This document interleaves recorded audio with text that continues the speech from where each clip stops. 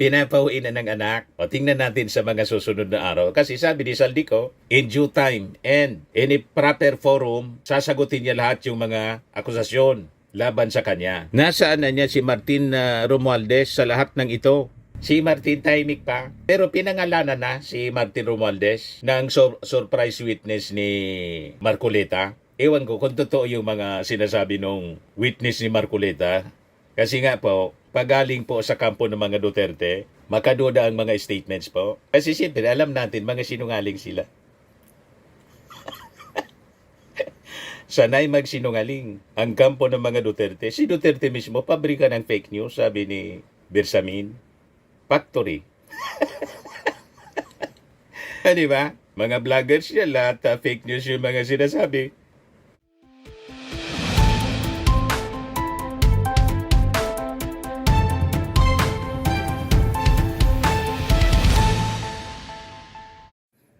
Hello po mga kababayan, si Dante Maravillas, Bicolano vlogger, broadcast journalist from Albay. Yung mga pinangalanang bago, mga kababayan, na allegedly sangkot sa flood control scam, tumanggap ng mga milyon-milyong basura. Ang tawag pala ng pera, mga kababayan, sabi doon sa surprise witness ni Marcoleta, basura. Basura na pala yan sa kanila. Yan lang yung surprise witness, mga kababayan, ni Marcoleta, dudable. Ano niya, Mr. Maravillas, na dudable? Makaduda yung mga pinagsasabi. Sinabit si Martin. Bakit naman niya, Mr. Maravillas, makaduda? Pagaling sa kampo po ng mga Duterte. Sabi nga dito sa amin, pagkampo ng mga Duterte, ang mga information na nilalabas, talagang dapat mong pagdudahan. Sunado sa kasinungalingan po ang kampo ng mga Duterte. Kaya pag may iniharap sila na mga witnesses, hindi maalis hindi maalis sa ating isipan yung pagduda na baka ang intensyon guluhin ang investigasyon, isama yung mga kalaban nila sa politika. Pero pinagsalita, pinabuelo rin mga kababayan ni Ping Lacson para fair. Pero siyempre, lahat ito for evaluation. At hindi ko mo inakusa, mga kababayan, yun kailangang isubstantiate yung mga aligasyon, yung mga akusasyon. At bigyan natin ng pagkakataon na makapagsalita din yung mga inaakusa. Nag-deny na po si Chis Escudero, si Nancy Binay, pati yung isang congressman. Ito yung sabi ni Chis Escudero, puro talaga senador ang tinuturo. Nasaan si Saldico? Nauna na po si Saldico. Nauna na lumabas yung pangalan ni Saldico. Yung anak nga po ni Saldico, nananawagan na sa kanyang tatay na umuwi at sagutin yung mga akusasyon laban sa kanya. Yan yung kanyang anak nagsalita na. Sabi ni Elisco, I condemn corruption in all its form. I understand, Anya, the anger and disgust. The hate is more than valid. And for the past few weeks, I've been having an internal conflict between my morals and my family. I am only speaking out now because I needed the time to have a firm grasp of the situation. Sabi ni Elisco, to my father, come home and answer to the people how your time in court. Have your time in court. People need answers. Yan sabi ni Elisco. Sa kanyang anak pala nakapangalan yung St. Elis Hotel dito sa Legazpi City. Sabi ni Chis Escudero, nasaan si Saldico? Nasa ibang bansa po.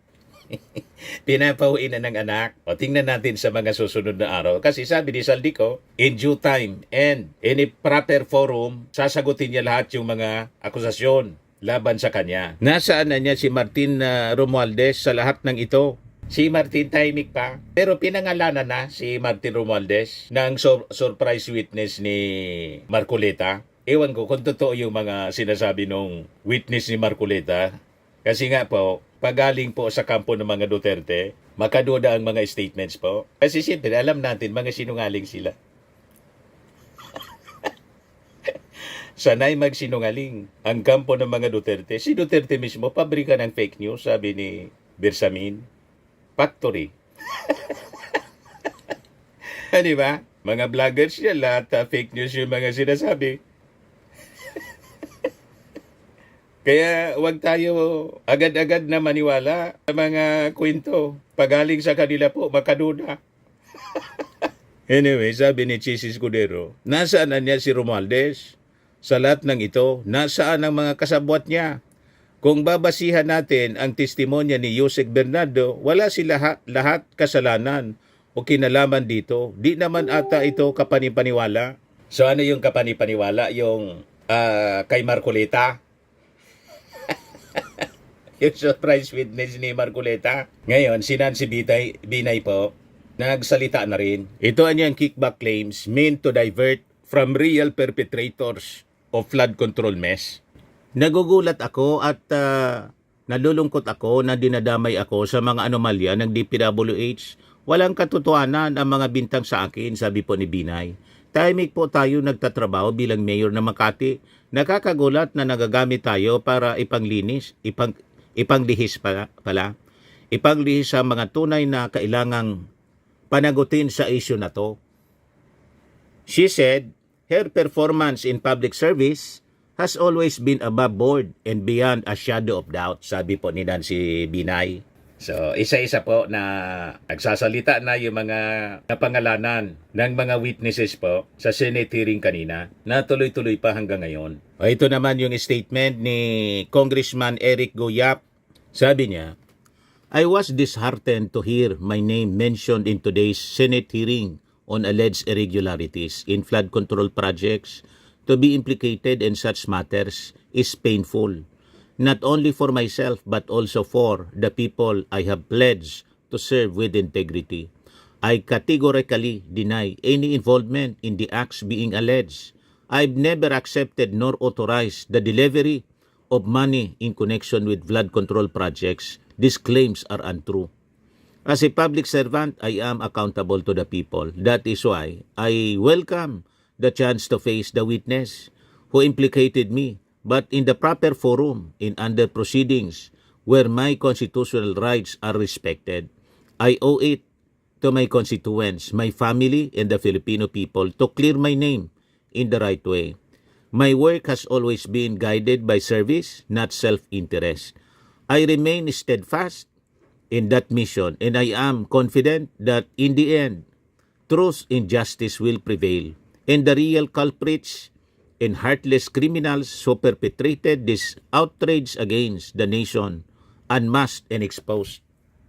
Pinangalanan kasi siya, mga kababayan, ng surprise witness nga po ni Marcoleta. Pakinggan natin yung testimony, yung sinumpaang salaysay.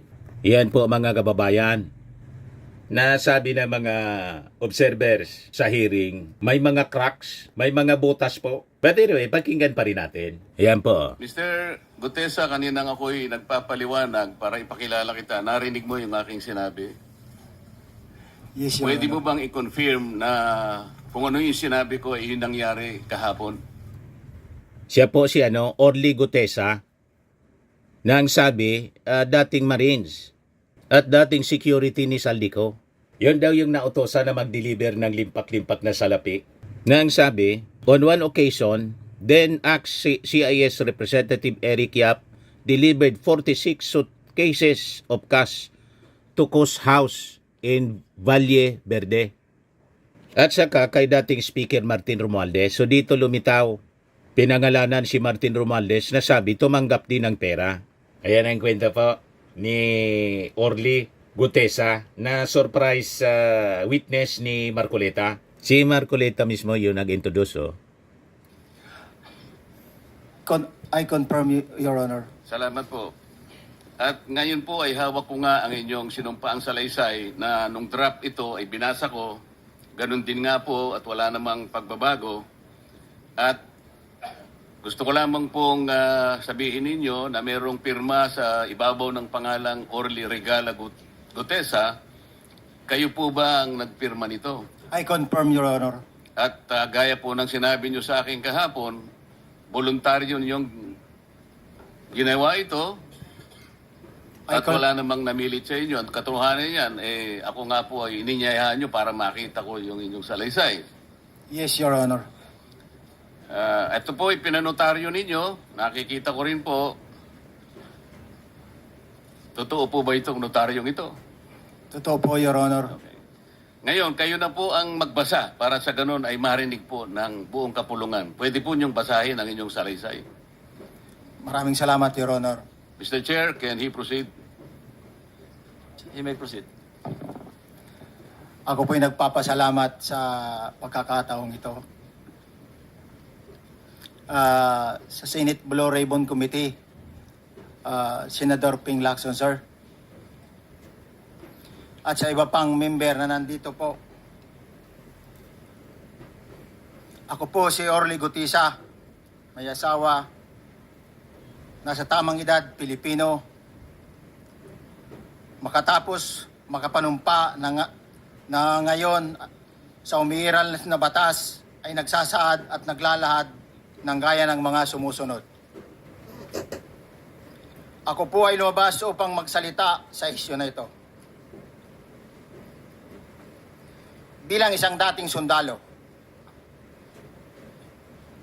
inaalay ko ang aking buhay para sa ating bansa.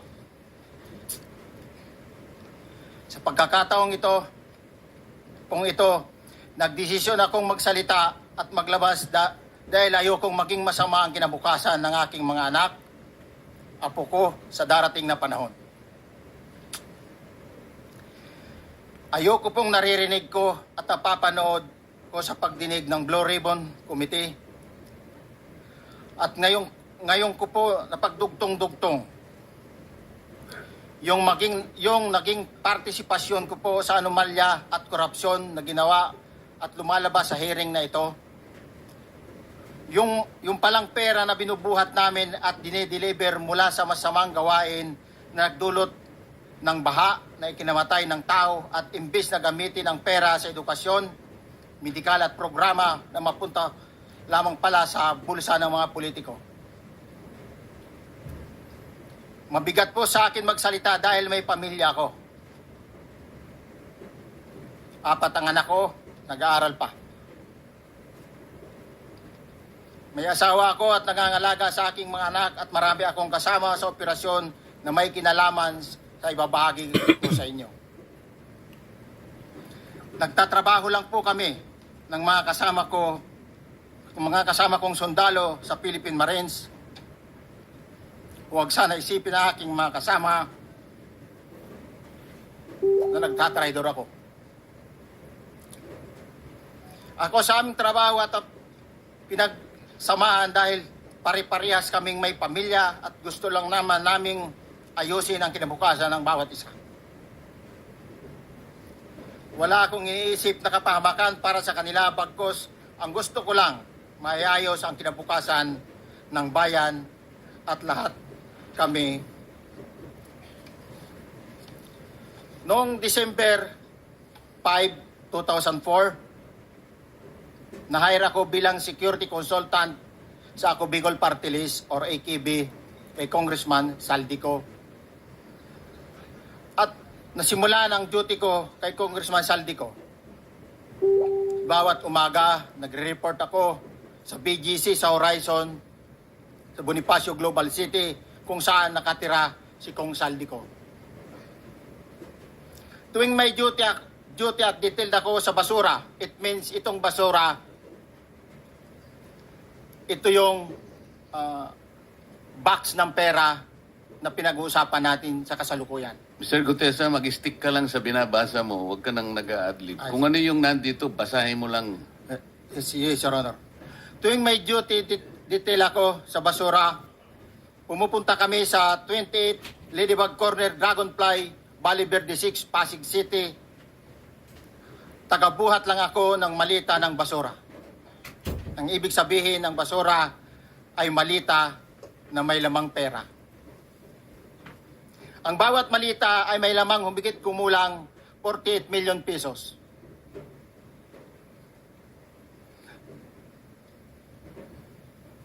Ang bawat malita ay may post-it na nakadikit na nakasaad kung magkano ang laman ng bawat malita. Tuwing may duty detail sa basura, may pumupunta na tao na magde-deliver ng basura at nire-receive ni John Paul Estrada at Mark Tiksay. Ang mga executive assistant ni Congressman Saldico at sila ang mga detailed sa mga ganyang activities. Ang mga nangyayari kapag duty kami sa basura. Kalimitang dinadala sa bahay ni Congressman Saldico sa Valle Verde 6 at tinatanggap naman ni Mark at ni Paul. Pagkatapos naming may baba ang nasabing basura, ipinapasok sa bahay ni Congressman Saldico sa Valle Verde 6 at binibilang ni Mark at ni Paul. Alam ko na ang laman ng malita ay pera sapagkat nakita ko si Paul na binuksan ang malita at inilabas ang laman para bilangin. Ang isang ehemplo na nagdala ng pera ay si Congressman Eric Yap ng AXIS Party List. 46 na malita ang dala niya sa bahay ni Congressman Saldico sa Valle Verde 6. Pagkatapos mabilang, isinakay namin sa mga sakyan patungo sa Horizon Residence sa Taguig. At dumiretso kami sa basement upang may baba ang nasabing basura. Bago ibaba ang nasabing basura, ito, Merong napuputol sa binabasa mo eh. Huwag kang magmadali. Huwag kang magmadali. naputol na, Ulitin mo yung paragraph 20. wala na. Halatang ginaguide mga kababayan talaga. Ginaguide lang ni Marcoleta. Balikan mo. Hindi ko makita na putol na siya.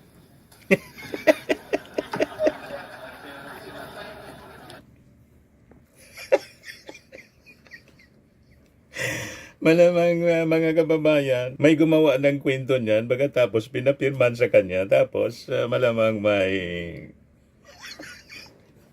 binigyan din ng basura.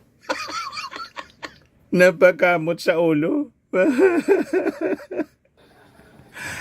Para hindi credible na witness ito.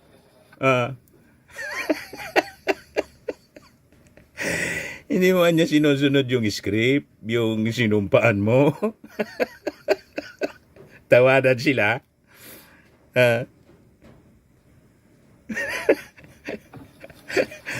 Tuwang-tuwa si Alcantara, mga kababayan. Tapos, mabilang ang sinasakay namin sa mga sakyang patungo sa Horizon Residence Taguig. Pagdating sa Horizon Residence, dumidiretso kami sa basement upang maibaba ang nasabing basura at dalhin sa unit ni Congressman Saldico sa 56th floor sa nasabing lugar kung saan siya nakatira. Bago ibaba ang nasabing basura, ito ay bawas na. Halimbawa, nag-akyat kami ng 46 na malita. Ibababa lamang namin ay 35 malita para i-deliver sa bahay ni House Speaker Martin Romualdez sa 42 McKinley Street, Taguig. Ang labing isang malita ay naiwan sa taas ng 56th floor sa Horizon Residence. Humigit kumulang 3 beses ako mismo ang nag-deliver ng basura sa bahay ni Congressman Saldico, sa Horizon Residence at sa mga bahay ni Speaker Romualdez sa 42 Mackenzie Street, Taguig. Mas maraming pagkakataon na nagde-deliver kami ng basura sa bahay ni Speaker Romualdez at sa bahay ni Congressman Saldico dahil iba-iba kaming mga nakadetailed na close-in, backup at advance party na nagkakaroon ng rotation.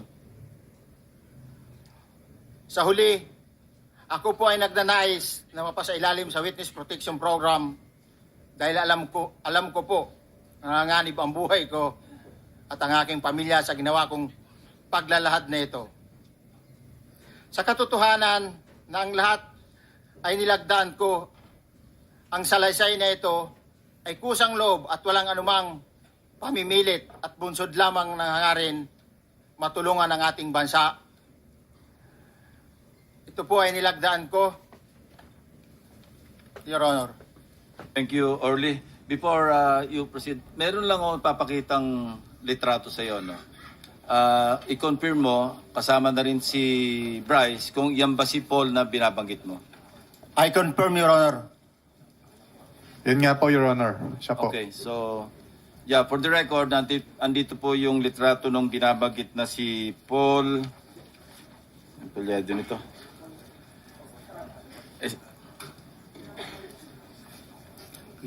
John Paul Estrada, di ba? Yes, Your Honor. Oh, sige. Thank you very much. You may continue, Senator Marcoleta. Thank you, Mr. Chair. Mr. Gutesa, dito sa iyong paglalahad ay gumawa ka ng isang paghalimbawa. Inihalimbawa mo si Congressman Eric Yap, ngunit isang tagpo lang yun eh. Ikaw ay na-hire ni Representative Saldico, sabi mo rito, ay December 5, 2024 pa. Yes, Your Honor. Sa pagkakaalam mo, mga ilang beses kayong gumagawa ng bagay na ito. Ibig sabihin, yung pagdi-deliver ng pera, sa natatandaan mo, gaano kadalas ang pagdi-deliver? Kasi ang ginawa mo kanina ay isang example lang. Pwede mo bang ipaliwanag? Your Honor, minsan kasi pag-duty kami, ang actual ko na deliver talaga sa bahay ni Congressman Romualdez is 3. Tapos pag may duty kami, nagkakaroon ng detailed. Minsan namumonitor ko doon sa group chat namin, may basura tayo deliver. Minsan namumonitor ko siya is 3 times a week ang delivery doon sa Forbes, sa bahay ni Kung Romualdez. Yung pera minsan nanggagaling lang doon sa horizon sa taas, ibinababa. Tapos may detail lang na tao, namumonitor ko naman sa GC namin. Kaya nalalaman ko yung movement ng tropa, kung ano yung sinasabing basura ng delivery. Your So Honor. yung delivery o yung movement ng tropa nagaganap average 3 times a week. 3 times a week, Your Honor. Nagsimula noong December 2024. Yes, Your Honor. Hanggang ngayon ba ay naglilingkod ka pa kay Representative Saldico? Sa kasalukuyan po ay nag-resign po ako noong August 5, itong taon po na ito.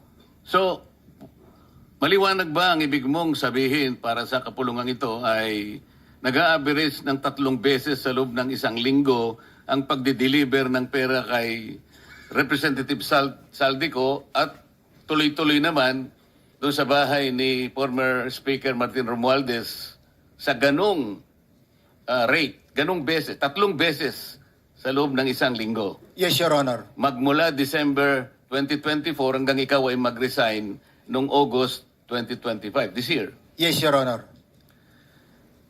Mr. Chair, Senator Marcolita, short Yes, interjection. with the permission of Senator Marcoleta. Thank you, Mr. Chair. May maibigay ka ba na pangalan? Kasi ang sinasabi mo lang ngayon, as far as you're concerned, during ikaw ay nagdo-duty, nagro-rotation basis yung duty. So pag wala ka, absent ka, iba ang nagdo-duty, iba rin ang nagtatanggap sa pera at nagdi-deliver. Am I correct? Senator De La Rosa, may I just remind you na isang follow-up. Pero kung gusto mo ituloy at pahig si Senator Marcoleta, naka-charge sa oras niya yung mga susunod na tanong. Okay? Okay lang. Okay lang. Sige boss, Meron nanghiram lang pa naman namang- ako sa iyo. Go ahead. Meron ka pa namang 4 na minuto pa mahigit yan. Yes, sir. So, sige. Very quick lang. So, pag hindi ka duty, may ibang nag-deliver ng pera kay Saldico at kay Speaker Romualdez. Pag nangyayari yan, sir, pag hindi ako duty, may makadetail talaga sa basura na yan. Pero ang authorized lang na mag-deliver at mag-receive niyan is yung 2 tao na binanggit ko, which is John Paul Estrada and Mark Tiksay. Okay. Thank you, Mr. Chair. Thank you, Senator Marcolita. Mr. Gutesa, sa panig ng pagdi-deliver sa bahay ni former Speaker Martin Romualdez, sinong tao ang nagre-receive? Sa mga ganon sir ang may contact, Your Honor, is yung si Paul at si Mark lang ang may contact doon sa receiver. So pagdating doon, nakabukas na yung gate doon sa Forbes, pumapasok na lang kami.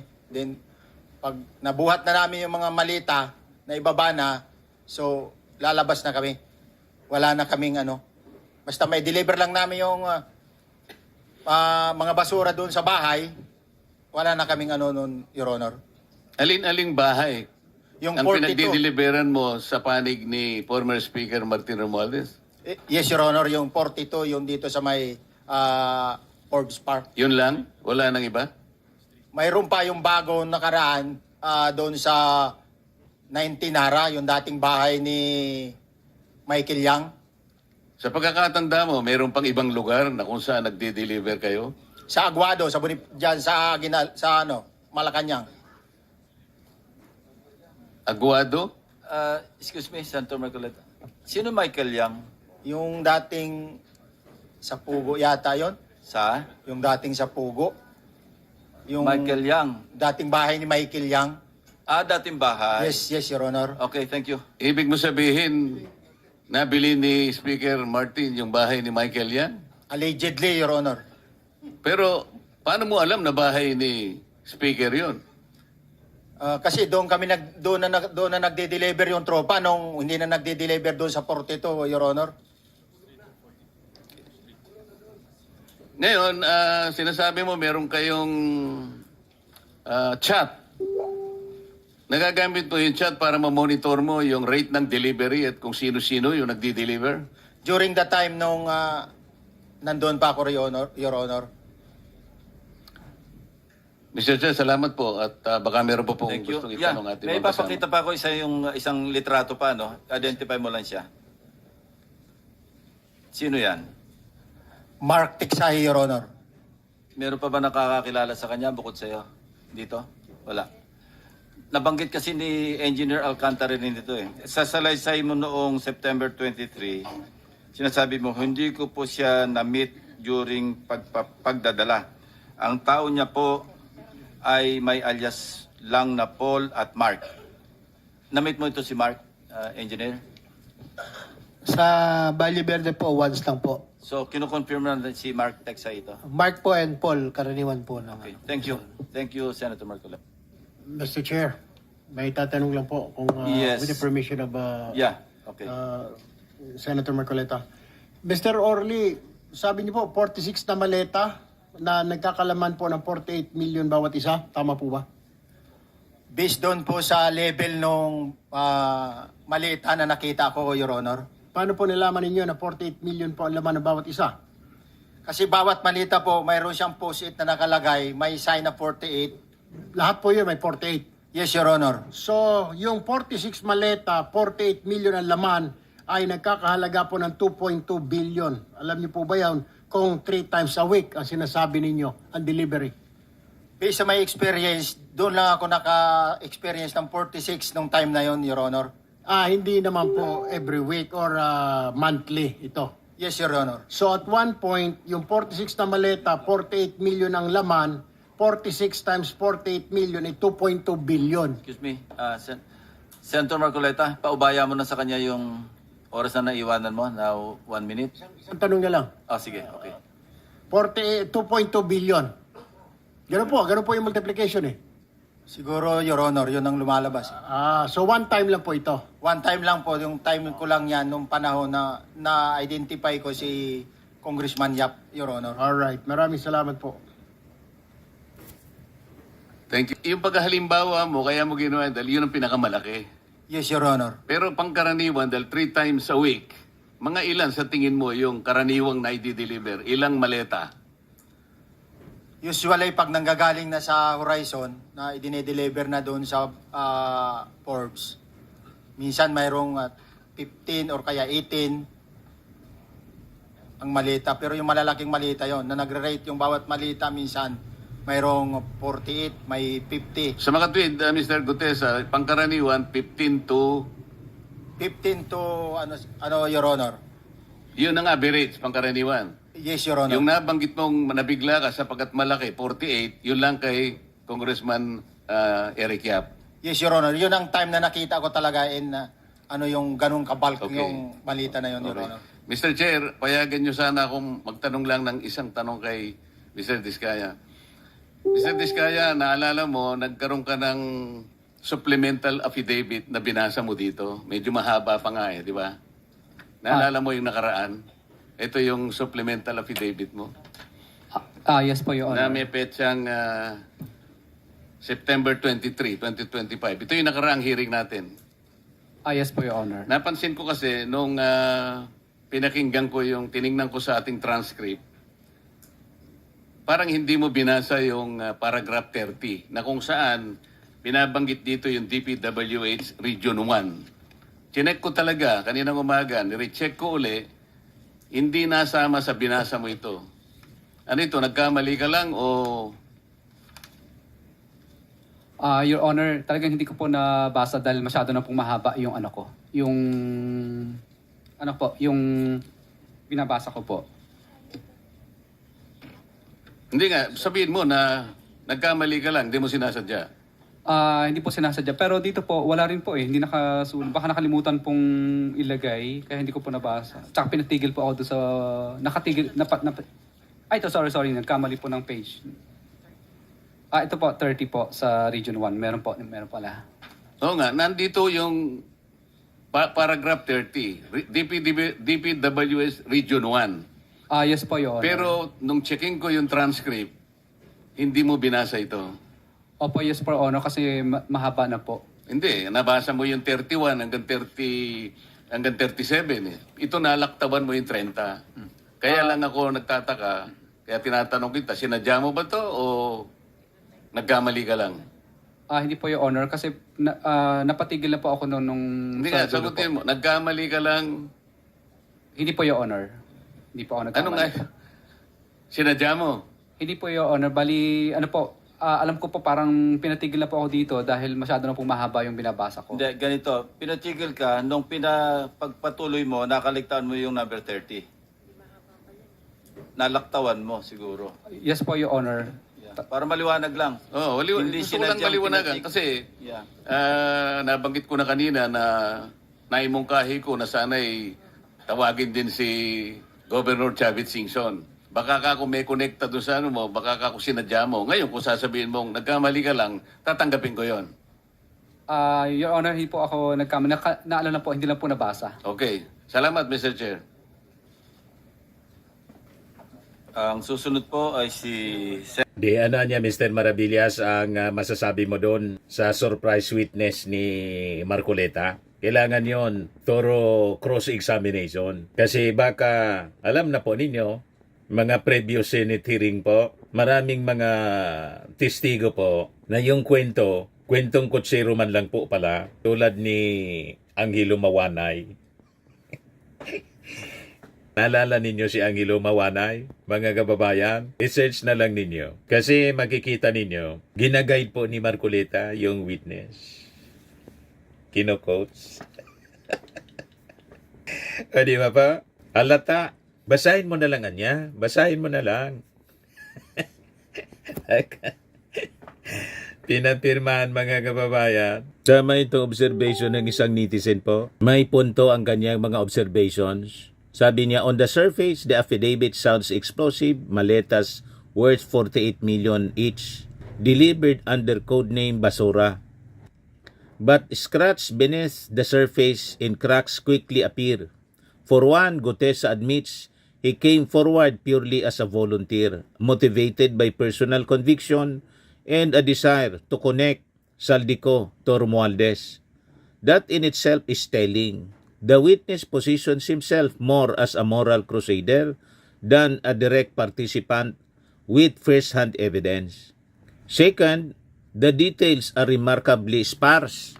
The only names he confidently gives are Saldico's executive assistants, a certain Paul and Mark.